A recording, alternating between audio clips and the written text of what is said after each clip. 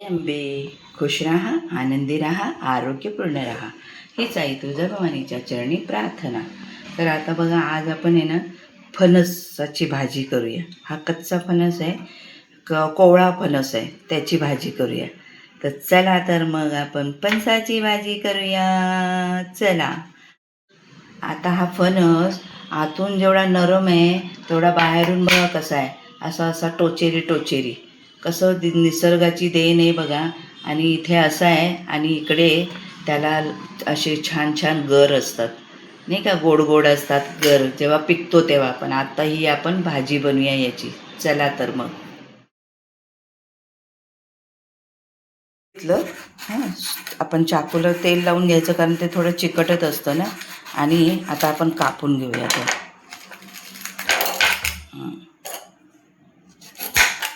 त्याची हे आहे ना, वरची ती साल ती काढून घेऊया. कापून घेतल्यावर त्याची साल अशी हळूच निघून जाईल, नाही का. हिची वरचं ते खरखरीत होतं ना, ते काढून घेतलं आपण. आणि असं आपण आता हा सगळा कापून घेऊया.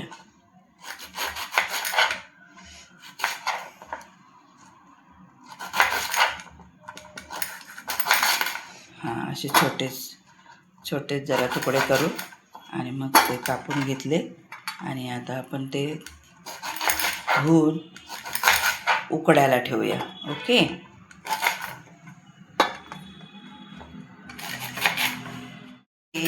अजून काही पाऊस पडलाच नाही. मग काल बाजारात गेलो तर छान असं दिसला. मग आता ना वटपौर्णिमा आली, तर मग जो फणस असतो तो पण घेतला आणि हा कोवळा फणस पण घेतला. पिकलेला पण फणस घेतला आणि हा कोवळा पण फणस घेतला. तर म्हटलं चला, आता अजून तर पाऊस पडला नाही, अजून गरमच होतं आहे, तर मग करूया फणसाची भाजी, नाही का. छान असते फणसाची भाजी आणि अगदी ना नॉनव्हेजसारखी लागते ती. नॉनव्हेजसारखीच दिसते. चला, हा पूर्ण कापून घेतला. आपल्याला पीस असे हवे होते म्हणून असे केले. आता आपण हे कुकरला लावून देऊया.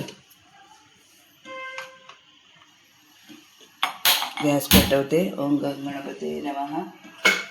चला, गणपती बाप्पा मोरया. आता हे त्यात पाणी नाही टाकलं आहे आपण, खाली पाणी आहे आणि त्यात पाणी नाही टाकलं आहे आपण. आणि आता असंच शिजून घेऊया. चला, घेतलं कुकरमधून, मी उकडून घेतलं. आणि आता आपण त्याचे असे पीस करतो आहे फणसाचे. बघा, हे असे पीस करून घेतो, छोटे छोटे असे. हे असं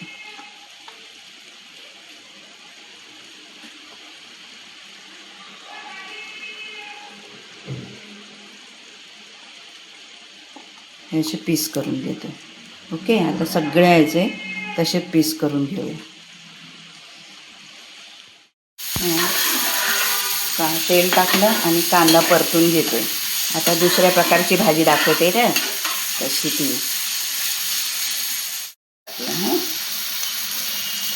नंतर आपण बघू किती लागते. आता थोडंसं टोमॅटोज टाकला आणि आपण परतून घेऊया छान असं. जेवढा आपण परततो ना कांदा, तेवढा तो छान होतो. आणि नाही तर मग कच्चा राहिला ना तर टचकच लागतो. हां, कधी कधी कांद्या पोळ्यांना आपला टचकच असा हवा असतो कुठल्या भाजीला. पण हे छान असं ना बारीक करून घ्यायचा कांदा. जोपर्यंत कांदा विरघळून नाही टाकत, म्हणजे अगदी पूर्ण असा पानेरी होतो, सोनेरी कलरचा होतो ना, तोपर्यंत कांदा भाजायचा, तळायचा असा तेलामध्ये. म्हणजे त्याची चव अजून छान लागते त्या भाजीची. नाही तर ना मग ते भेंडीची भाजी, मेथीची भाजी, त्यामध्ये जरासा टचकच असा कांदा राहिला ना, मग भाजी चांगली नाही लागत. म्हणून मग हा पूर्ण असा कांदा पूर्ण असं नरम करून घ्यायचा. असा झाला ना, मस्त मऊ झाला ना कांदा, हो की नाही. आता याच्यामध्ये आपण मसाला टाकू.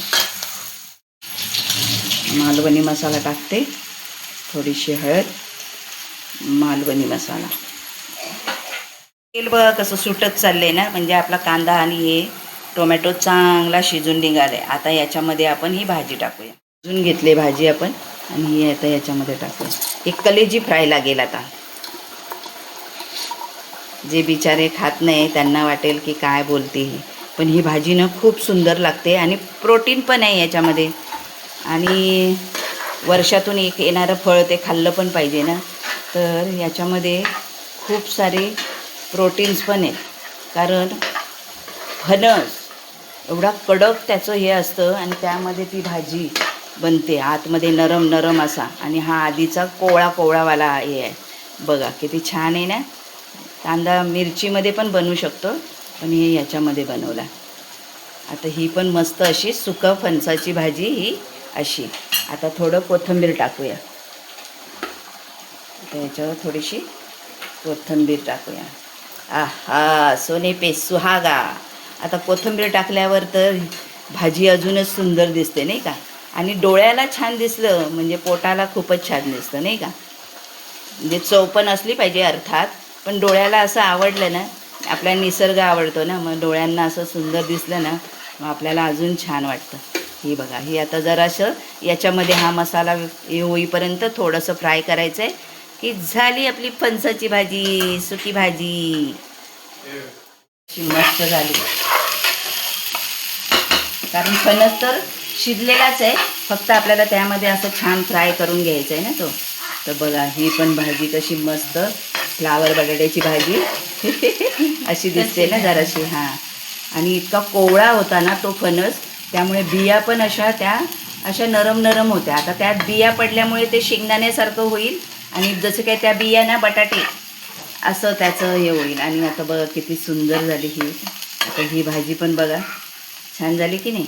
मग तर बघा ही भाजी. आणि नक्की लाईक करा, शेअर करा, सबस्क्राईब करा. आवडली का तर मग ही भाजी तर नक्की लाईक करा, शेअर करा, सबस्क्राईब करा. कोथिंबीर ही वेगळी